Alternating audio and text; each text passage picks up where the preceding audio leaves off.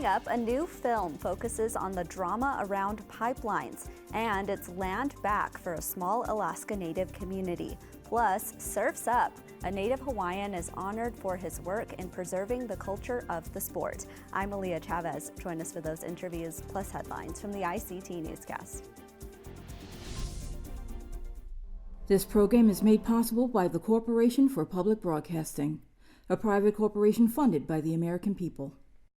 Arizona State University welcomes 3,500 Indigenous students from Arizona and across the nation. It serves one of the largest populations of Indigenous students among U.S. colleges and universities. We created a sense of place for tribal nations to create futures of their own making through community outreach and research, taught by world-class Indigenous faculty where they see a reflection of themselves and their experiences.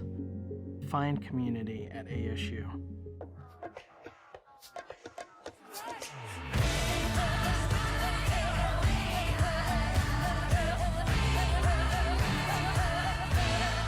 This is the ICT Newscast with Aaliyah Chavez. Amarawa Hopa, thank you for joining us. We start today in Pennsylvania, where after more than 100 years, 5 Native American children will return to their homelands. Last week, the U.S. Office of Army Cemeteries announced the remains of the children who died at Carlisle Indian Industrial School will go to the closest living relatives. The nations expecting to receive their ancestors include the Spirit Lake Tribe, the Sisseton Wahpeton Oyate, the Northern Arapaho, the Puyallup tribes, and the Blackfeet Nation. 13-year-old Amos Laframboy is one of the children who will be returned. He died in 1879, just 20 days after he arrived at Carlisle. The process to recover the 5 Native children from the boarding school cemetery is set to begin later this year on September 11th. This marks the 6th disinterment and transfer of Native ancestors since 2017, and 28 children have been returned so far, according to cemetery officials. In England, a 150-year-old request to return the human remains of an Ethiopian prince has been denied by Parliament. The teenage remains of Prince Alamayu were claimed to be stolen by England after British forces allegedly kidnapped the young prince in the 1800s. His body is currently buried at Windsor Castle, the traditional site for British royal funerals and weddings, and an official residence of King Charles III.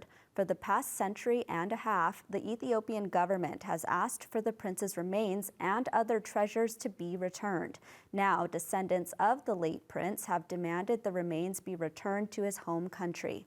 Buckingham Palace responded, saying retrieval efforts would disturb the other human remains buried nearby. Despite the Ethiopian embassy in London agreeing to keep Alamayu's grave open to visitors, many historians continue to call on Buckingham Palace to take accountability.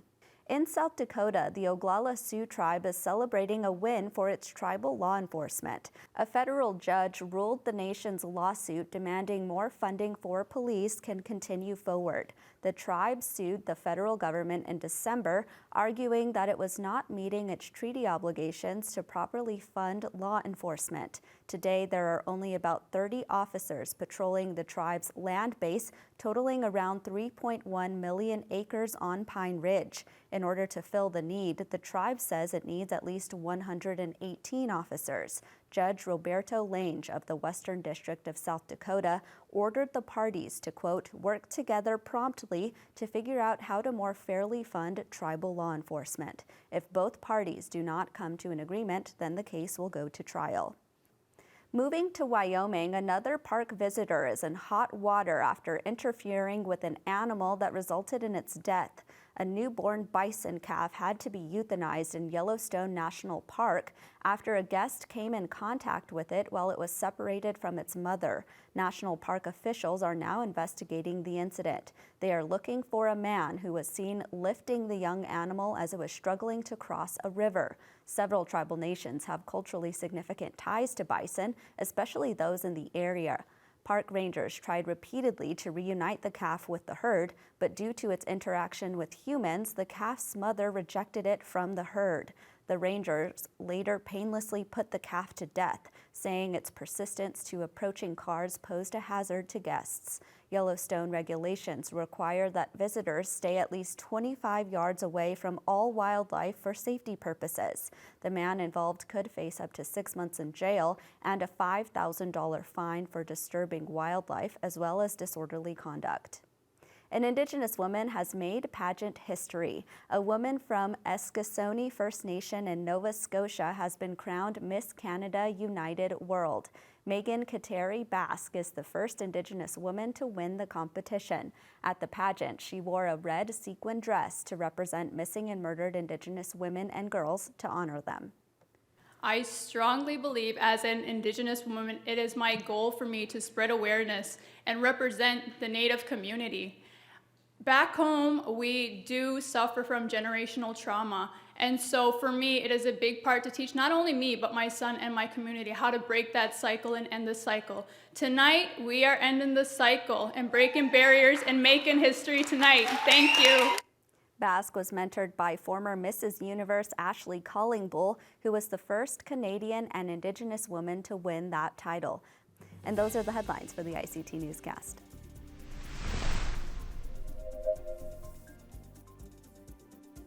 Diné citizen Loren Anthony is an actor, artist, and community activist who recently starred in the movie How to Blow Up a Pipeline. I interviewed him earlier this week about acting and helping elders through firewood. Take a look. I want to start off with your latest film that premiered last April. Tell us about it. How to Blow Up a Pipeline is in theaters everywhere currently right now, and it's getting ready for streaming services later this year. But it's a film that started off as an idea that turned into an indie project that turned into a bunch of friends just getting together. And overnight it got sold during the Toronto International Film Festival. And from there it just blew up and went worldwide. And tell us what role you played in the film. I play Edward. Just like any other family member that supports another family member that's in the drive for the front lines of activism to any other potential ideas or goal-driven initiatives. We all have a family member who really strives to push us in certain ways. So I play that character for one of the other characters in the film, played by Forrest Goodluck, and just being a supportive brother to him on film and in real life. We know that in real life, pipelines, and especially fighting against pipelines, is something that a lot of Indigenous people have been doing. Maybe talk about how that translated into this film. A lot of the film stuff that we're doing now with storytelling is very impactful, that we can create content that is going to change the world through film. And a lot of times we don't realize that our voices, our stories, the way we perceive ourselves as an image and representation, it can make an impact into motivating people, just like watching old classic films of boxing or some athlete overcoming an achievement. It makes you get up and want to go work out or do something better for yourself. So this film in particular also raises awareness without really making it the highlight of everything, but more like, let's see what we can do to inquire minds to get more educated about the situations that people are going through, because there's a lot of environmental justice going on. There's a lot of impact going on with our climate change and the impact of just the legalities of like what the land rights are for people all around the world. This is your latest project, but of course you've been on many different productions. For you personally, what stands out the most in terms of your TV or film work? Oh my gosh.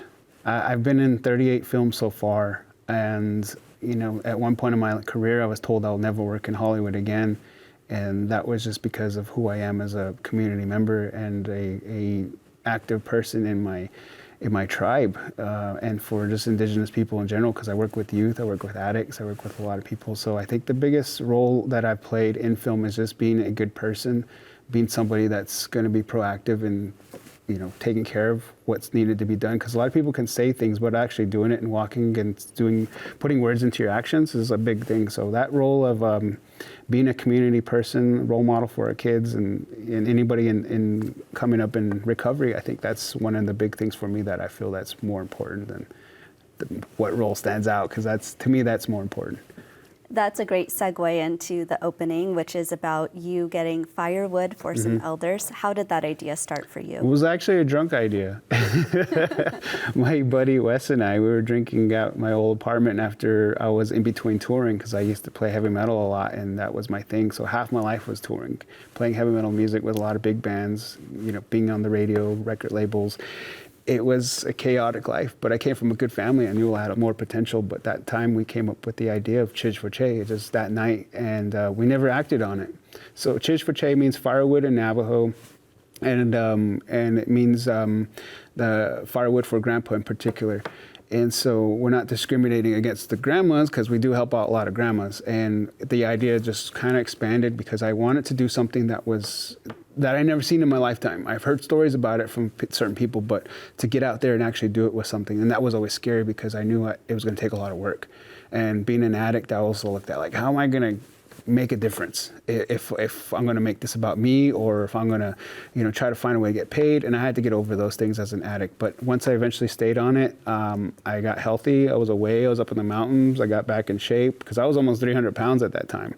And it took a lot of effort to get on track with it. And now we're in the thousands of loads. I know you said 80 loads for 80 families. That's beyond that now. Last year we did 2,500 loads for the Navajo people and the Hopi people. So we're not just helping elders anymore. We're helping out single parent families. We're helping out relatives that have ceremonies, and a lot of in-between stuff too. So we're doing home repairs, providing mutual aid still. We're doing mutual aid before it was cool, and we're still doing it.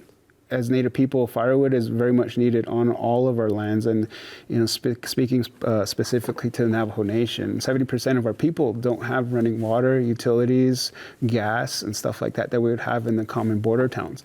And the need for firewood, like you said, was for cooking, cleaning, and also ceremony and for prayer. So when the Navajo Nation got hit hard, it was because a lot of water needed to be boiled to be used to clean, and that was a big factor. And you got multi-general families living together, and a lot of them are fixed on fixed income, no income. And to provide firewood, a lot of families have to have a choice of $400 a load for a load of wood, or do I spend it on groceries and my bills? So at least we can eliminate that part with the firewood. And that to them is a big sign of relief, which I really found really grateful. And the other thing is we're continuing this legacy of the word ke, which means your relatives. So we're continuing putting the words into actions by providing simple acts of kindness by bringing firewood. I'm really curious what's next for you. I'm producing now. I'm getting into casting. I've done a lot of talent management for a lot of our people. So I'm being an advocate, and still in the sense of the film industry as well, because we need a lot of strong voices within the film industry, especially for our Indigenous people. It's time for more names to be thrown in the hats, and that's what I would like to see, and create our own content as much as we can. So I'm producing a film called The Last Stop, and I'm going to hopefully be starting that this summer, and it's going to be fun. And it's a whole breath of fresh air to just go out there and do your own thing. And they talk about wanting to be invited to the table, and now it's to the point where I'm going to build my own table. That was actor Loren Anthony. A small Alaskan village raised $2 million to get land back, which was a portion of its traditional territory. ICT's Stuart Huntington has this report.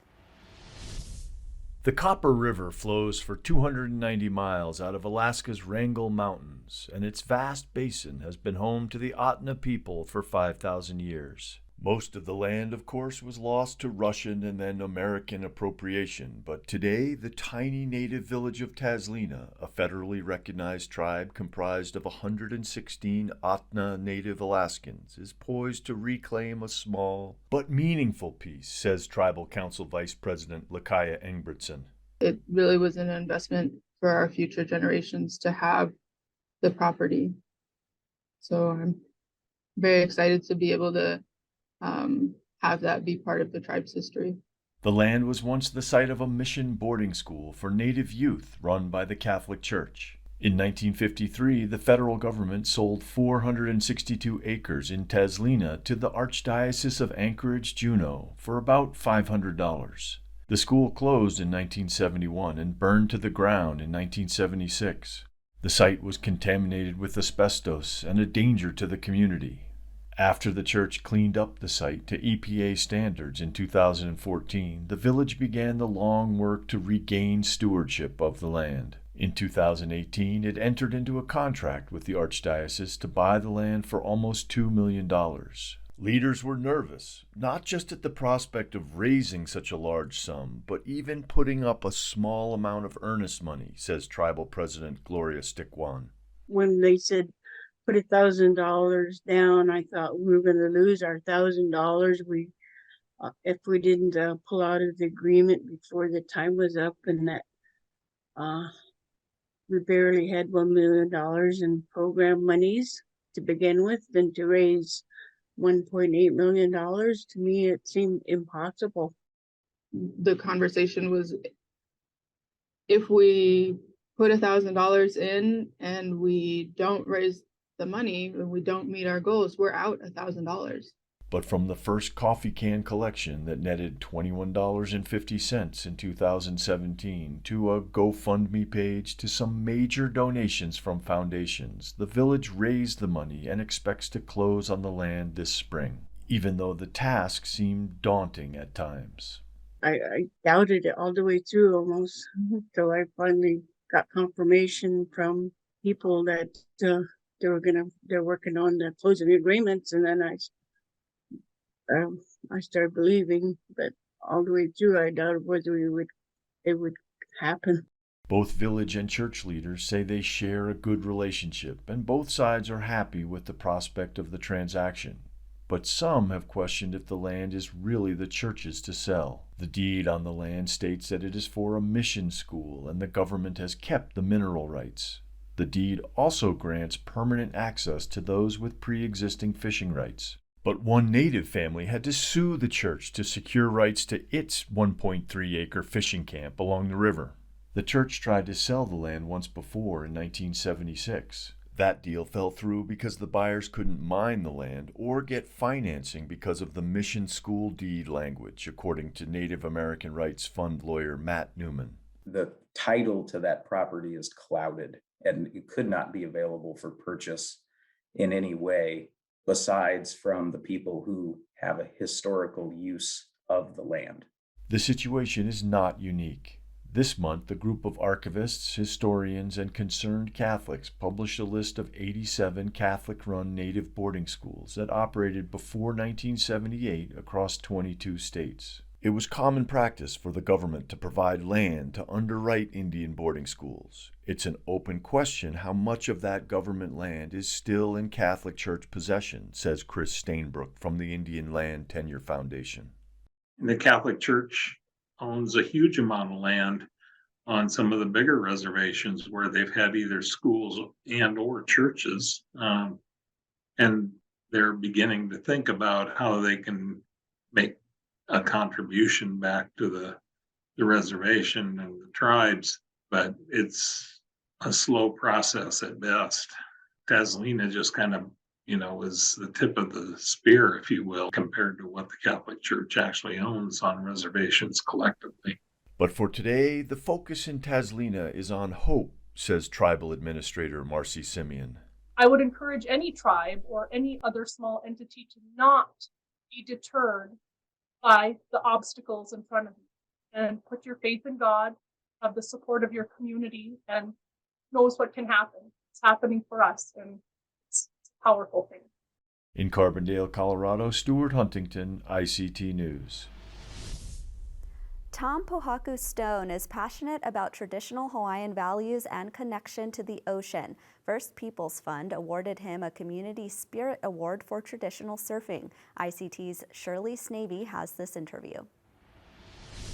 The work that we're doing through our nonprofit, Kanalu, it's all focused on community, indigenous traditions and practices to keep that as part of our way of life, and how it can help us spiritually, politically, economically, because everybody's selling us but us. And so, homelessness, and it's not homelessness, it's houselessness. Yeah. The affordability in Hawaii for Native Hawaiians or Kanakamole, it's just become difficult. It's been a really hard road, but rather than Korea, Taiwan, and elsewhere selling our culture, it should be us doing it and making the bank on it. So we're reaching out to the young generations to teach them that there's alternatives in that sense, and to have pride in who they are and the things that our kupuna, our ancestors, have given back to us. And along that route, we just want to encourage those generations, and it's just not the younger generations, but our older generations, our makua, that it's never too late to understand the other world and to be able to build off of that. Now, I imagine family's very important to you because these traditions have been passed down. Yes, I was fortunate enough to finally wake up one day and realize how important it was. And, it just comes down through my mother, my grandfather, and all my great aunts and uncles, as well as my dad. But the most instrumental individuals were all my greats who took the time to realize that I wasn't such a crazy bad kid.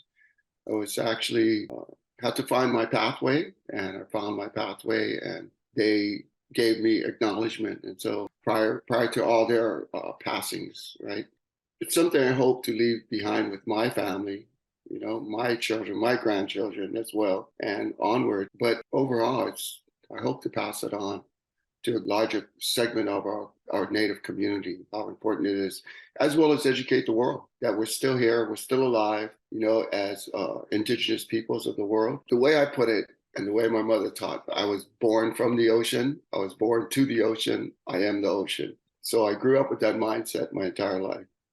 Surfing is just part of that. It's one that I embraced as my entire life. I was born to surf, but going from contemporary surfing backwards to traditional was a pivotal point in my life. And, it laid the foundation for my academic journey. I just remembered my grandfather's stories and what he was training me to do. And I just embraced that and began riding and building. And the sled here in Hawaii is a little bit different than any place else in the world, because over here, traditionally it's done on like lava rock, and we build these great slides, go zooming down them at about, 50 to 80 miles an hour or more. So it's a little crazy, but it taught me how strong we need to be, right? Commitment, willing to sacrifice yourself. And that's the way it was in the old days, because there's so much unknown to the world about who we are, and a lot of information that's been accumulated by early colonial expansion is incorrect. So we're just busy trying to properly correct all that history and information about our cultural practices, and especially again within surfing, because it's a multi-billion-dollar business, and there's been a tendency over decades to control that history within that industry. And myself being a product of that contemporary industry of surfing, I just decided that it's time to push back and correct the histories and share that with the world and within our own community, because a lot of us here in Hawaii aren't even aware of our connection to the ocean. And that's what Kanalu does, is providing that ocean connection that people should learn and be aware and understand who we are. So. On the topic of surfing, there's a new exhibit at the Heard Museum in Phoenix. ICT's Pacey Smith-Garcia has the story. Surfing is at the Heard Museum with the new Hehe Nolu exhibit, which tells the spiritual and the indigenous history of the sport. It features surfboards and artifacts that tell the stories of famous Native Hawaiian surfers. Velma Craig, the assistant curator at the Heard Museum, explained what guests can look forward to seeing. We have a legends wall, or a wall of legends, where Ian Kuali'i did cut out portraits of many influential people who were Native Hawaiian who contributed to the story of surfing. We have surfboards from the Bishop Museum that were loaned to us that belong to prominent figures. Along with the historical figures from surfing, one can also learn about how Native Hawaiians have used this art form since time immemorial. It was very important for us to center the exhibition, especially in the beginning when you first enter the gallery, the spirituality and the cultural significance of surfing to Kanaka Maoli. Surfing was originated with Native Hawaiians and it was tied to the royalty. And for those who aren't near the ocean, the exhibit also brings in another popular sport. We always intended to have skateboarding as one of the sections in this exhibition because we wanted to make sure that we tied it back to Indigenous communities in general who aren't from areas where there's a lot of water. We live here in Phoenix, which is the desert, and I know that within our Native communities in the Southwest, skateboarding is very popular with our Native youth. In Phoenix, Arizona, Pacey Smith-Garcia, ICT News. And that's a slice of our Indigenous world. For all the latest, visit ictnews.org. From all of us in the newsroom, stay safe, my relatives.